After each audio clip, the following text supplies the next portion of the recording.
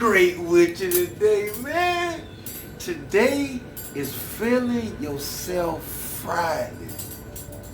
And how could we feel ourselves if we always focus on death? We guaranteed to die. How could we feel ourselves if we're not focusing on our aggression? So death, a lot of times symbolism, people see my unks, which is African, and Egyptian, I don't know why we think Egypt went to Africa. But the unks help me have the mental equivalent of life. The original symbolism for a cross in Africa was based on peace until they put T.H.U.G and tortured him, which always was a situation they did on a stake to disrespect him. So today on Feeling Yourself Friday, what helps me feel myself is to look in that book, what we call the Bible. Now, just because I'm not religious, that don't mean I don't go in the Bible, because the Spirit is still in the Bible. So not saying I don't believe in God, I do, but not the way they want me to believe in God, you dig? So this is a very godly type of situation I'm giving you. So me incorporating this Bible, or this book, which means Biblios, which is a Greek translation for small black book, you dig? So words are very powerful. So underdig what these words stand for. So in this Bible, this little black book, I'm looking at Ezekiel chapter 38, the whole chapter. And I never seen the Most High speak about his wrath and being jealous and how people gonna feel him and bow down to him. So we have no problem addressing our aggression. It's a beautiful thing to look in that book and read Ezekiel and see how the Most High speaks about how he gonna cast down sulfur and fire and show everybody that he is the Lord God. So we have no problem dealing with our aggression. We have a problem dealing with our anger. We have a problem dealing with our jealousy. Remember, the Most High deals that well, but the meekness, the willpower, the power to choose by breathing, we're able to allow to synchronize with this dark energy, with this aggression, but very dense. I went through my mental experience dealing with the spirit of depression, the spirit of rejection, the spirit of anger, the spirit of rage, all of that. But when I was in that darkness, that dense energy, I was like a seed in soil, being ready to manifest. Remember, nothing can happen to us that the Most High didn't sign off on to build us to be strong to handle what's going on. So all these things we're going through where we can't handle the dark side, that shadow side, that them demons or spirits that we fight and dealing with, only you know the truth. Only you can help yourself with that deliverance by accepting and acknowledging. Just because we accept and acknowledge it, don't make it seem like we're judging it. Acknowledging and accepting is actually dealing with the reality that's in front of you. Not my mental reality, but the real world reality. That's what I mean by accepting it. Once I accept it and without judging it, I can analyze the situation and make the proper adjustment. A lot of times I like to read my Bible. I love to read Eckhart Tolle, The Power of Now, The New Earth. I love reading David Hawkins' Power versus Force. I'm always filling my spiritual body up with spiritual knowledge to keep my house full. I don't focus on being perfect. I don't know what that is.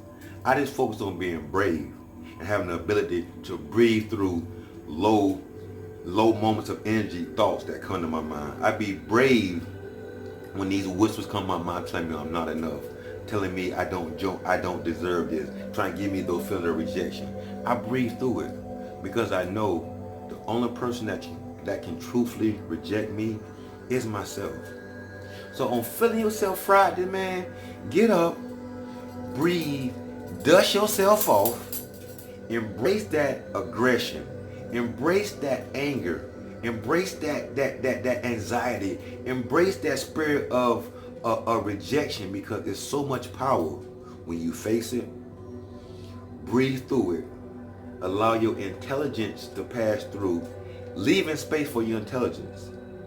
Intelligence over emotions. If I'm emotional, I can't be involved in my intelligence, because two things can't occupy my mind at the same time. So if I'm being emotional, I'm not allowing space for my intelligence. So that's why I love meditation. Meditation for me helps me determine my thoughts from the spirits of demon thoughts wanting me to push forward through their agenda. I don't want to deal with their agenda. I want to deal with my agenda, which is love, which is meekness, which is peace, which is happiness. All those things I keep my house, which is my body, filled up with, my conversation, the people I vibe with. I'm not worried about being perfect. I didn't want to be brave. So when this situation arouses, these thoughts come up of unworthiness, selfishness, guilt, shame, whatever it may be, accept and allow yourself to feel that.